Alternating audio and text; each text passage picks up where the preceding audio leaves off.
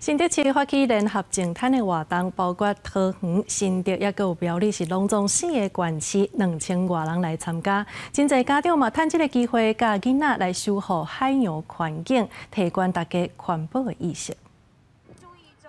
美丽的海沙坡吸引真侪人趁假日来这佚佗，为了守护地球海洋资源，包括桃园、新竹县市以及苗栗4个县市，拜六举办联合净滩活动。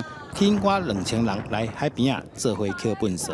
因为我嘛有伫潜水，所以我感觉咱的海底实在是足水的。毋过咱的岸上的粪扫吼嘛是真侪，希望大家尽量莫用塑胶袋啊，无拎保特瓶，互咱的环境愈来愈好。来净滩。为什么要净滩？因为想让海洋变得更干净。在参加这个净滩的过程里面呢，大家能够 进一步的深思，从我们生活中做起，从源头来减量，减少废弃物，减少使用塑胶制品。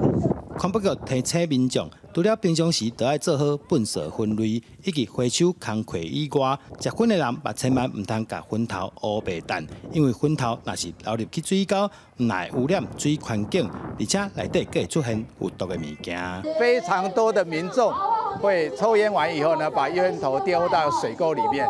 一旦进到水沟，基本上没有意外，一定到我们海边来，也造成我们这个海洋非常大的污染。尤其烟头本身，残留着这个毒害性，然后不易分解哈。经过一早起的净滩，4个县市拢总变出约8142公斤的粪扫，大家做伙来用心守护海洋资源，为地球尽一份心力。记者杜君和新竹报道。